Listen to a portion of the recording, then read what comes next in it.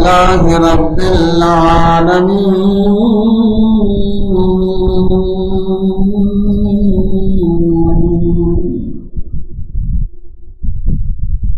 والصلاة والسلام على رسوله الكريم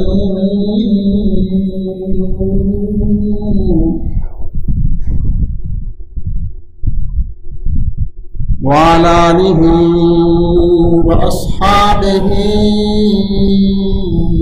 وأهل بيته وأزواجه وأولياء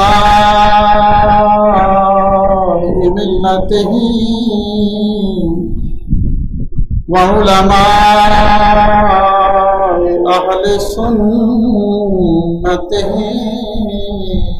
أجمعين. أما بعد فأعوذ بالله من الشيطان الرجيم. بسم الله الرحمن الرحيم.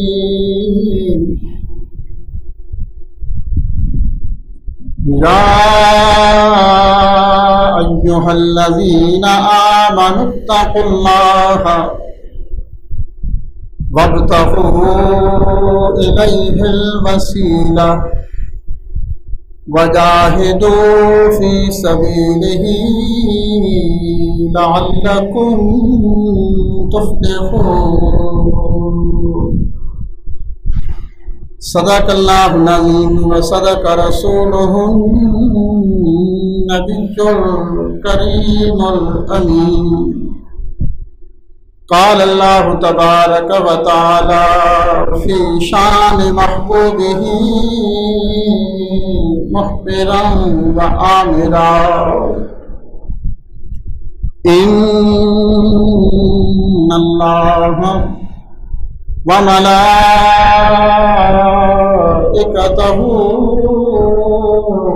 يصلون على النبي يا أيها الذين آمنوا صلوا عليه وسلموا تسليما.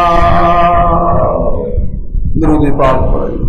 الصلاة والسلام عليك يا سيدي يا رسول الله وعلى آلك وأصحابك يا سيدي یا حبیب اللہ.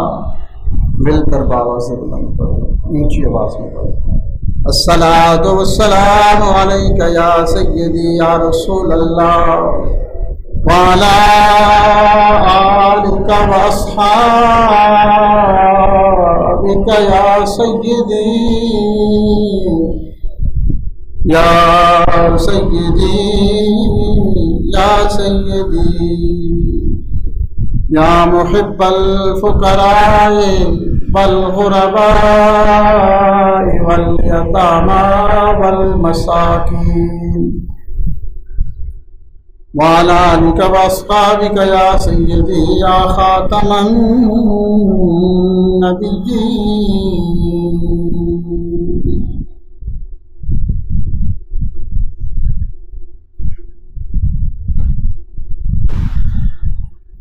حمد و ثنا کے بعد دعا ہے زمین و آسمان کا مالک، ساری کائنات کا خالق، مجھے حق کہنے کی آپ کو سن کر ہم سب کو اس میں عمل کی توفیق عطا فرمائے. رب ذوالجلال کا لاکھ لاکھ احسان اور شکر ہے کہ جس نے اپنی حضور مسجد میں نماز جمعہ المبارک کی ادائیگی کے لیے سب سے پہلے آنے کی سعادت نصیب فرمائی ہے. مالک الملک اپنی شان کریم شان قدوسیت کا صدقہ ہماری اس حاضری کو قبول فرمائیں، اور اسی طرح نمازوں میں سب سے پہلے آنا، مذہبی معاملات میں سب سے آگے آگے رہنا نصیب فرمائے۔ اللہ کریم جمعۃ المبارک کے فیوز و برکات نصیب فرمائے، اور ان مقدس روح پرور روحانیت بھری گھڑیوں کا صدقہ اللہ کریم ہماری زندگی کی تمام لغزشوں کو، خطاؤں کو، غلطیوں کو، گناہوں کو معاف فرما، بقیہ زندگی شریعت اسلام پہ، قرآن و سنت پہ زندگی گزارنا نصیب فرما۔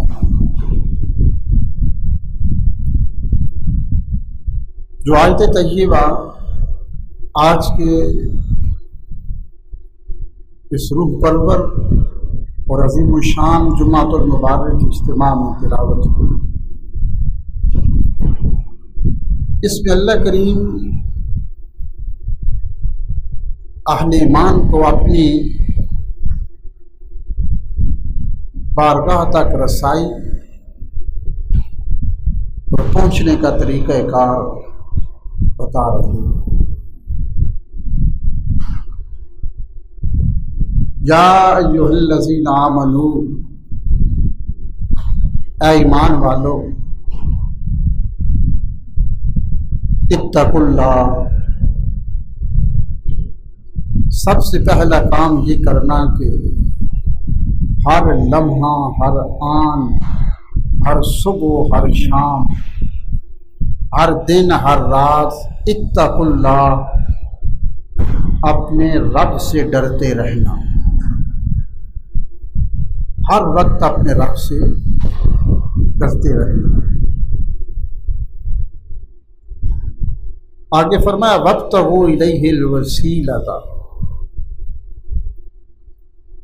اور اللہ فرماتا ہے پھر اپنے کریم رب تک، اپنے مالک تک پہنچنے کا کوئی نہ کوئی وسیلہ پکڑ، کوئی ذریعہ تلاش کرنا۔ وجاہدوا فی سبیلہ، اللہ کے راستے میں جہاد کرتے رہنا۔ جہاد صرف میدان جنگ کا نہیں، اپنے نفس کے خلاف جہاد ہے۔ آپ کے مقابلے میں بہت بڑا آپ کا دشمن شیطان کھڑا ہے، اس سے بھی بڑا دشمن آپ کا نفس ہے، جو آپ کو اندر سے فتوے جاری کرتا ہے، جو اندر سے آپ کو ایک گائیڈ لائن دیتا ہے، اندر سے آپ کو ہر وقت سمجھاتا ہے، اور زندگی بھر یہ جو اندر ہمارا ایک شیطان سے بڑا دشمن اندر بیٹھا ہوا ہے، نفس، یہ زندگی بھر تمہیں کبھی غلط نہیں کہے گا، ہر گناہ پہ تمہیں تسلی دے گا، تمہاری حوصلہ افزائی کرے گا۔ اگر نماز رہ گئی تو تمہارا ضمیر، تمہارا نفس اندر سے تمہیں ایک فتویٰ جاری کرے گا، کوئی بات نہیں، کیا ہوا جو نماز رہ گئی، پھر پڑھ لینا، ابھی زندگی بڑی باقی ہے، زندگی بڑی ہے، لمبی عمر ہے، قضا کر لینا، اب سونے کا وقت ہے، سو جاؤ۔ زنا کر لیا، شراب پی لیا، گناہ کبیرہ کر لیا، تو تمہارا اندر سے تمہارا مفتی تمہیں کہے گا، تمہارا نفس تمہیں فتویٰ دے گا، کوئی بات نہیں، کیا ہو، جب تم نے اکیلے گناہ کیا ہے، ساری دنیا کر دی، اللہ بڑا کریم ہے، تمہیں معاف کر دے گا، توبہ کر لینا۔ تو یہ نفس کبھی بھی تمہیں یہ نہیں کہے گا کہ تم غلط ہو، اور تمہیں اس خوش فہمی کے اندر رکھتے ہوئے تمہاری زندگی اور آخرت تباہ و برباد کر دے گا۔ تو فرمایا وجاہدوا فی سبیلہ، اللہ کے راستے میں جہاد کرنا، دشمن کسی قسم کا بھی ہو، میدان جنگ ہو، میدان عمل ہو، نفس ہو، شیطان ہو یا کافر ہو، ہر لمحہ ہر آن تم میدان جہاد میں رہنا۔ اس کے خلاف بھی جہاد ہے، نفس کے خلاف۔ اذان صبح کی ہوتی ہے تو بڑی پیاری نیند آ رہی ہوتی ہے اور نفس کہتا ہے سو جاؤ، ابھی تو بڑی رات پڑی ہے، تسلیاں دیتا۔ لعلکم تفلحون، اگر اللہ سے ڈرتے رہے، اپنے نفس اور اپنے دشمن کے خلاف جہاد کرتے رہے تو فرمایا کہ لعلکم تفلحون، تم کامیاب و کامران ہو۔ اس ماہ مقدس کی سفر اور مظفر کی نسبت اولیاء اعظام کے ساتھ ہے، جیسے ہر ایک اسلامی مہینے کی نسبت ہوتی ہے۔ محرم کی نسبت تھی سیدنا امام حسین شہدائے کربلا سیدنا فاروق اعظم کی شہادت کے ساتھ۔ اب ایک سفر گزر رہا ہے، آج کی اس گفتگو کی طرف توجہ فرمانا۔ اس میں کم علمی کی بنا پہ، جاہلیت کی بنا پہ کچھ خیالات ہوتی ہیں، کچھ وسوسے ہوتے ہیں کہ سفر کا مہینہ اچھا نہیں ہوتا۔ یہی ہے، سفر کے مہینے میں شادی نہیں کرنی چاہیے، یہ اکثر لوگوں کے خیالات ہیں۔ سفر کے مہینے میں آسمان سے بلائیں نازل ہوتی ہیں، سفر کے مہینے میں کسی لمبے سفر پہ نہیں جانا چاہیے، سفر کے مہینے میں کوئی خوشی کا کام نہیں کرنا چاہیے، کوئی شادی، کوئی اچھا فنکشن سفر کے مہینے میں نہیں کرنا چاہیے۔ لوگوں کے یہ خیالات ہیں، یہ وسوسے ہیں، اور سب سے بڑا یہ خیال ہے کہ اس ماہ مقدس میں سفر میں آسمان سے بلائیں نازل ہوتی ہیں۔ اکثر لوگوں کو دیکھا گیا وہ کہتے ہیں کہ جی شادی بچے کی کرنی ہے، بیٹی کی کرنی ہے، بیٹا ہے، سفر کا مہینہ گزر لینے کو، کوئی لمبا سفر درپیش ہے اگلے مہینے میں کریں گے، کسی مکان کی، کسی دکان کی بنیاد رکھنی ہے، کسی کاروبار اور بزنس کا آغاز کرنا ہے تو اگلے مہینے میں کریں گے۔ خیال اور فکر یہ ہے کہ اس ماہ مقدس میں آسمان سے بلائیں نازل ہوتی ہیں، اور اس مہینے میں دیکھیں نا لوگوں کے خیال ہیں، یہ ایک ہندوانہ فکر تھی کہ جیسے ایک شخص ہوتا ہے، خاندان میں ہو، گھر میں ہو، بستی میں ہو، شہر میں ہو، جس کو منحوس سمجھا جاتا ہے۔ کہتے ہیں اگر وہ شخص صبح صبح سامنے آ جائے تو کچھ لوگ کہتے ہیں کہ جب اس کا سامنا ہو گیا، اس کا چہرہ دیکھ لیا، اب دن اچھا نہیں گزرے گا۔ بلی آگے سے گزر گئی، راستہ کاٹ لیا تو جب دن اچھا نہیں گزرے گا۔ الو بول گیا ہمارے گھر میں تو اب دن اچھا نہیں گزرے گا، کوئی نہ کوئی پریشانی آنے والی۔ پیارے حضور صلی اللہ علیہ وسلم نے فرمایا کہ پہلی بات یہ ہے کہ کوئی بیماری متعدی نہیں ہوتی، یعنی بیماری ایک بیماری دوسرے کو نہیں لگتی۔ ہم تو نا کسی کو زکام لگ گیا تو اس کا گلاس سے پانی نہیں پیتے، حضور نے فرمایا کہ کوئی بیماری ٹرانسفر نہیں ہوتی، ایک شخص سے دوسرے کو بیماری نہیں لگتی۔ دوسری حضور نے بات ارشاد فرمائی کہ ولا حامہ، یہ جو خیال ہے کہ الو بول جاتا ہے، حضور نے فرمایا کہ یہ بھی ایک غلط خیال ہے۔ الو اللہ کریم کی ایک مخلوق ہے، ایک پرندہ ہے، اس کا بولنا ایک اللہ کریم نے عام مخلوقات کی طرح اس کو زبان دی ہے، آواز دی ہے، اس کے بولنے سے اس گھر میں اس جگہ پہ نحوست نہیں آتی۔ ایک مرتبہ کیا حضور نے فرمایا ولا ہاں پورا دن بھی گھر میں گھر کی منڈیل پہ الو بولتے رہیں، الو بولنے کی وجہ سے اس گھر میں نحوست نہیں آتی۔ آگے حضور نے فرمایا ولا سفرا، اس سفر کے مہینے میں کے بارے میں حضور نے فرمایا سفر میں کوئی ایسی بری بات نہیں ہے، بلکہ بزرگان دین نے تو اس کا نام رکھا ہے سفر الخیر، یہ مہینہ خیر کا مہینہ ہے۔ اور آپ دیکھتے ہیں کہ جو کیلنڈر ہوتے ہیں جس میں تاریخ لکھی ہوتی ہے تو وہاں پہ دیکھیں گے تو اس کے ساتھ لکھا ہوگا سفر المظفر، مظفر کہتے ہیں کامیابی کو، یعنی یہ مہینہ کامیابی کا مہینہ ہے۔ اس میں کوئی کام بھی شروع کیا جائے تو وہ پایا تکمیل تک پہنچتا ہے۔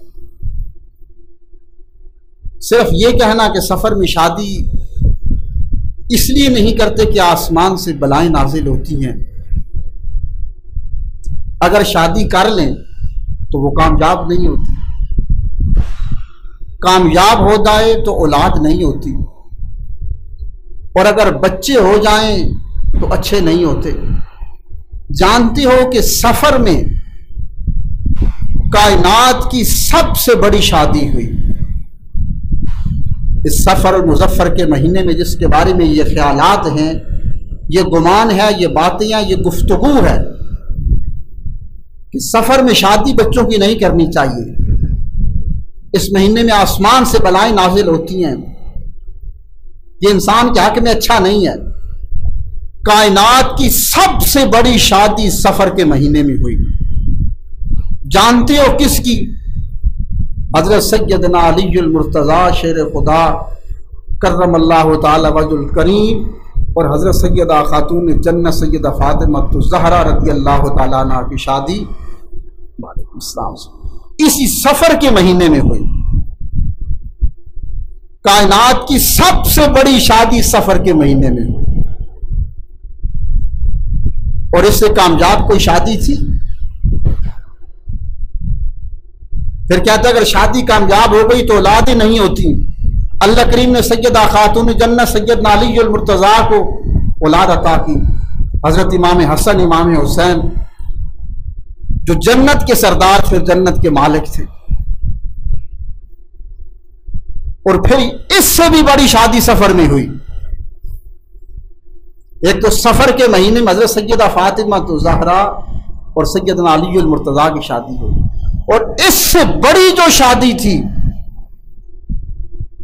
وہ پیغمبر اسلام کا نکاح حضرت سیدہ زینب رضی اللہ تعالی عنہ کے ساتھ، حضور کا نکاح حضرت سیدہ زینب کے ساتھ اسی سفر کے مہینے میں ہوا۔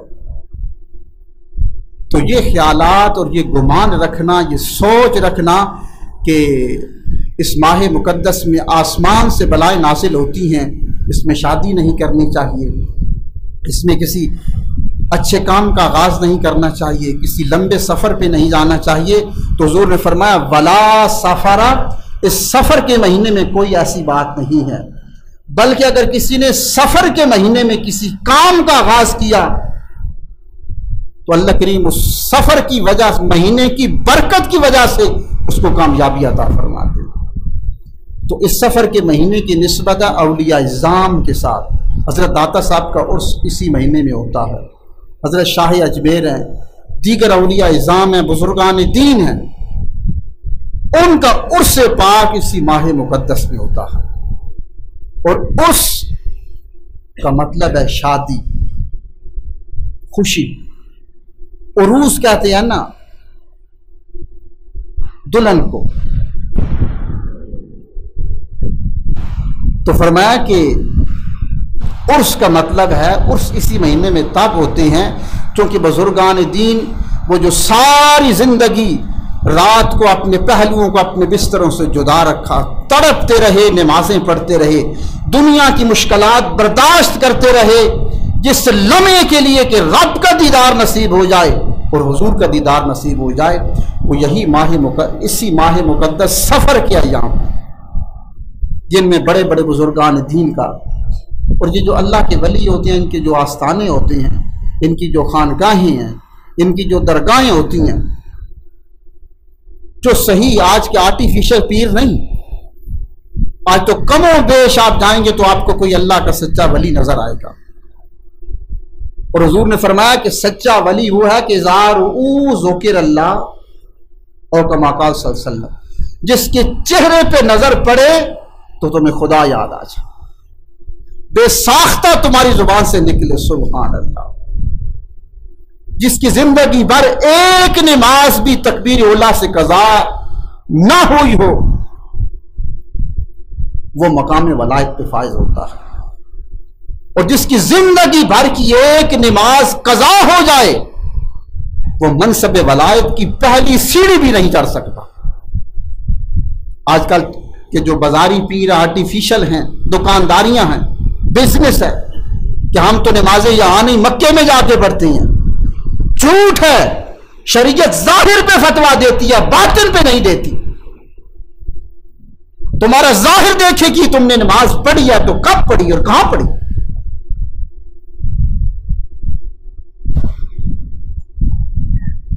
تو فرمایا کہ ولی وہ ہے کہ جس کو دیکھنے سے خدا نظر آ جائے، اور اولیاء اعظام کی درگاہیں وہ ہیں جہاں پہ خدا ملتا ہے، رسول ملتا ہے۔ وابتغوا الیہ الوسیلۃ، فرمایا اگر مجھ تک پہنچنا چاہتے ہو تو اولیاء اعظام کا دامن پکڑ، تمہیں خدا نصیب ہو جائے گا، تمہاری آخرت کامیاب ہو جائے گی، دنیا سنور جائے گی، تم کامیابی سے ہمکنار ہو جاؤ گے۔ توسے شریف میں حضرت اللہ بخش توسوی رحمۃ اللہ تعالی علیہ تھے، بہت بڑے اللہ کے ولی تھے، توسے کے تاجدار تھے، اور آپ کا جو آستانہ تھا، توجہ فرمانا، یہ توسے شہر سے باہر تھا، جہاں پہ آپ کے متوسلین، متعلقین، خلفاء، مریدین، عقیدت مند آتے، جہاں پہ ذکر کے حلقے لگتے، محفلیں سجتی۔ تو حضرت توجہ فرمانا، اللہ بخش توسوی کا جو آستانہ تھا یہ توسے شریف سے، شہر توسا سے باہر تھا۔ حضرت اللہ بخش توسوی روزانہ عصر کی نماز توسے شریف کی بازار کی مرکزی مسجد میں آ کے ادا فرماتے تھے، باقی نمازیں آستانے پہ پڑھتے تھے۔ تو جب آپ ہندوؤں کا دور تھا، جب آپ کی سواری توسے شریف کے بازار سے گزرتی تھی تو اس بازار میں کچھ ہندوؤں کی دکانیں تھیں، اور جو ہندو تھے اگر آپ تاریخ پڑھیں تو یہ اولیاء اعظام سے بڑی محبت کرتے تھے۔ آج بھی حضور خواجہ شاہ اجمیر کے آستانے پہ ہندو بھی حاضری دے رہے ہیں، سکھ بھی آتے ہیں، اور بڑی کثرت سے آ کر وہاں پہ حاضری دیتے ہیں اور دعائیں مانگتے ہیں، آپ کے نام پہ لنگر تقسیم ہوتی ہے۔ حضرت اللہ بخش توسوی جب عصر کی نماز پڑھنے کے لیے توسے کی بازار والی مسجد میں تشریف لے جاتے تو آپ کی ایک پالکی ہوتی تھی، آپ کے مریدین تھے، سواریوں پہ ہوتے تھے، جب توسے کے بازار سے گزرتے تھے تو راستے میں کچھ ہندوؤں کی دکانیں آتی تھیں، اور جب وہاں سے گزرتے تھے تو ایک ہندو اپنی دکان سے دوڑ کے باہر آتا اور آپ کی سواری کو دیکھ کر ہاتھ باندھ کر یہ کہتا لج پالانو لاجانی، اور یہ کہہ کر واپس دکان میں چلا جاتا۔ آپ روزانہ آتے عصر کی نماز کے لیے، وہ ہندو اذان ہوتی تو دوڑ کے آ کے کھڑا ہو جاتا آپ کے انتظار میں۔ آپ کی جب سواری گزرنے لگتی، پاس آتی تو ہاتھ جوڑ کر سر جھکا کے کہتا لج پالانو لاجانی، بس اتنا کہتا اور واپس دکان میں چلا جاتا۔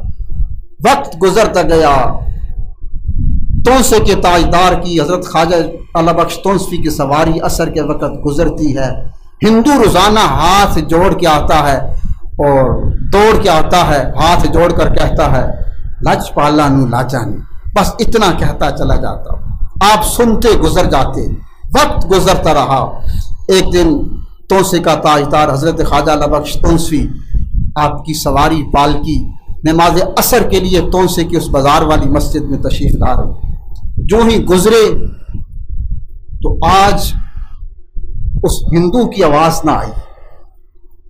آپ نے فرمایا سواری روک دیں، سواری رکی، آپ نے اس جانب دیکھا تو اس ہندو کی دکان بند ہے۔ آپ نیچے اترے، وہاں پہ تشریف لے گئے، جو آس پاس ہندوؤں کی دکانیں تھیں ان سے جا کے پوچھا کہ ہمارا ایک دوست یہاں پہ رہتا تھا جو روزانہ ہاتھ جوڑ کر کہتا لج پالا نو لاجا نو، آج نظر نہیں آ رہا، اس کی دکان بند ہے۔ تو ساتھ ہندوؤں نے کہا کہ حضور وہ سخت بیمار ہے، موت کی کیفیت سے گزر رہا ہے، اس پہ سکر کی کیفیت طاری ہے، سخت تکلیف میں ہے، وہ اٹھ نہیں سکتا چارپائی سے، گھر پہ یا دکان پہ نہیں آیا۔ آپ نے عصر کی نماز پڑھی اور آپ نے مریدین سے کہا آپ آستانے پہ نہیں جائیں گے، وہ جو روزانہ کہتا تھا نہ لج پالا نو لاجا نی، آج لج پال کے آئیں گے، آج نبھا کے آئیں گے، وفا کر کے آئیں گے۔ جو ہندو روزانہ کہتا تھا لج پالا نو لاجا نی، آج ہم خود چل کے جائیں گے اور لج پال کے آئیں گے، نبھا کے آئیں گے۔ آپ اس ہندو کے گھر میں چلے گئے، دروازے پہ پہنچے، دستک دی، اس کے گھر والے باہر آئے، سارا تونسا جانتا تھا آپ کو۔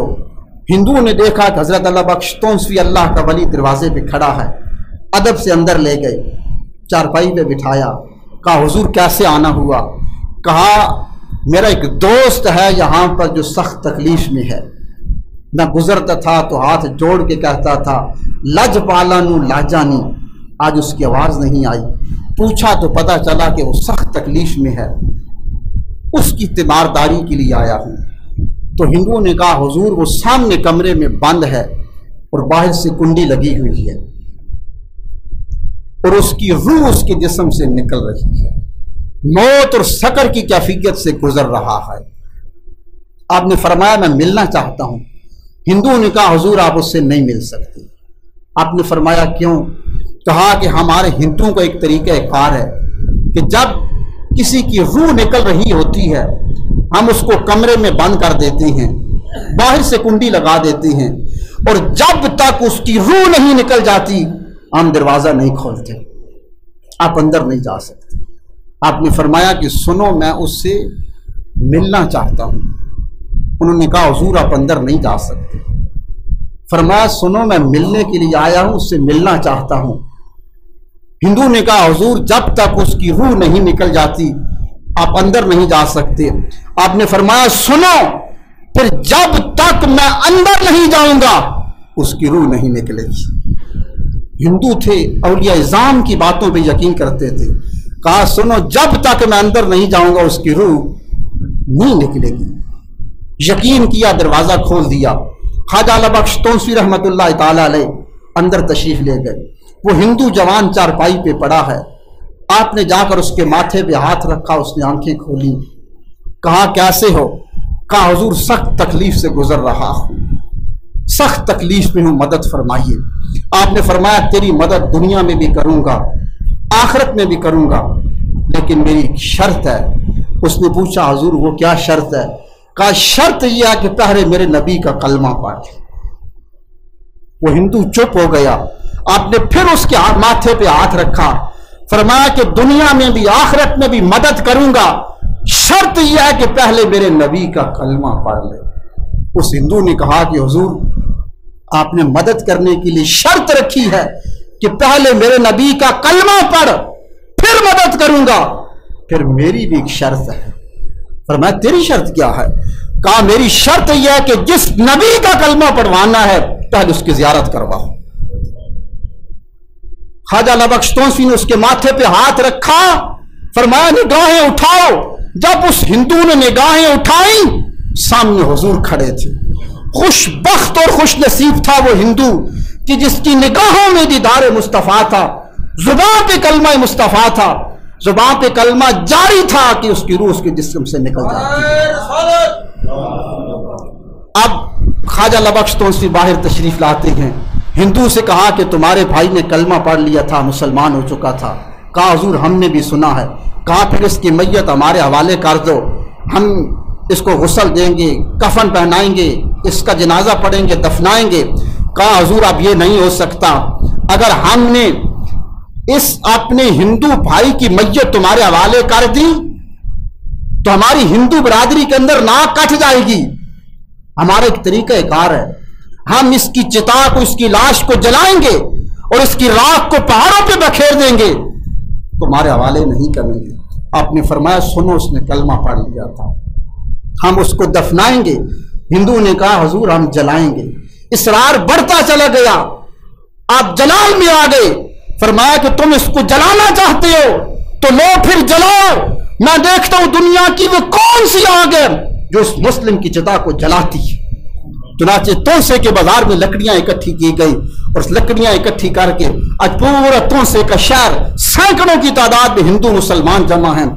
تونسے کا بازار میں لکڑیاں اکٹھی ہیں، آگ جلائی گئی۔ آگ جل جل کے جب سرخ ہو گئی، آگ کی شعلے پھڑکنے لگے، آسمان سے باتیں کرنے لگے، اس ہندو کی، اس نو مسلم کی میت کو، لاش کو، چتا کو اس لکڑیوں پہ رکھا گیا۔ اب وہ ہندو کھڑے ہیں، تا حد نگاہ تونسے کے لوگ کھڑے ہیں۔ اب وہ ہندو ایک ایک لکڑی پھینکتے، حضرت اللہ بخش تونسوی کے ہاتھ میں تسبیح تھی، وہ لکڑی پھینکتے، آپ تسبیح کا دانہ پھینکتے، وہ ایک لکڑی پھینکتے، وہ تسبیح کا دانہ پھینکتے۔ آگ جل جل کے ٹھنڈی ہو گئی، ختم ہو گئی، تو ہندوؤں نے دیکھا، لوگوں نے دیکھا، اس جو مسلم کی چتا تھی اس کا چہرہ چاند کی طرح چمک رہا تھا، اس آگ نے اس کا ایک بال تک نہیں جلایا تھا۔ چنانچہ اس کا جنازہ تونسے کے بازار میں اٹھا، ہزاروں کی تعداد میں لوگ شامل تھے۔ خواجہ لبخش تونسوی نے جنازہ پڑھایا، جنازہ اٹھا، جب قبر میں دفنایا، جب مٹی ڈالی جا رہی تھی، خواجہ لبخش تونسوی مٹی کے قبر کے باہر دہانے پہ کھڑے تھے، آپ مسکرانے لگے، لوگ مٹی ڈال رہے تھے، تو کسی نے کہا حضور یہ وقت مسکرانے کا نہیں ہوتا، میت دفنائی جا رہی ہے۔ فرمایا میں دیکھ رہا ہوں، میرے مسکرانے کی وجہ یہ ہے اب بھی یہ نو مسلم قبر میں ہاتھ جوڑ کے کہہ رہا ہے لج پالا نہیں لاچا نہیں، کہ لج پالتے ہیں، اللہ کے ولی کے دامن کو پکڑ لو، وہ نبھاتے ہیں، وفا کرتی ہیں، لج پالتی ہیں، پھر ایسا دامن پکڑتی ہیں دنیا میں آخرت میں کامیاب کر دیتی ہیں۔ وما علینا الا البلاغ المبین، سنت ادا فرما۔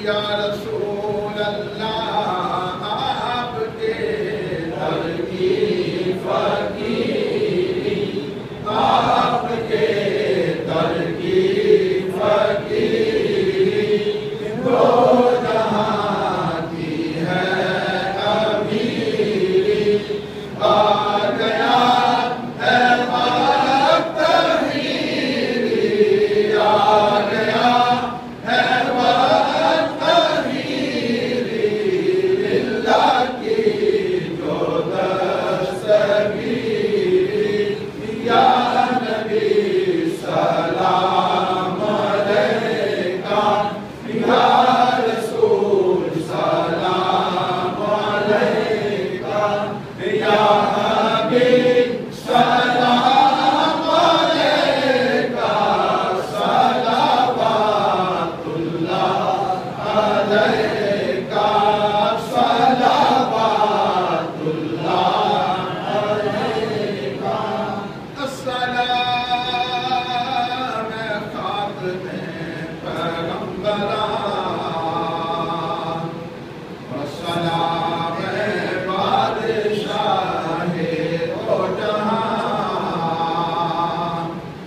دست بستہ ہے کھڑے آقا جی حاضر غلام، عشق کرتے ہیں غلامان۔ اجازت نہیں کہ عقیدت و محبت سے بڑا ہوا سلام قبول فرماؤ۔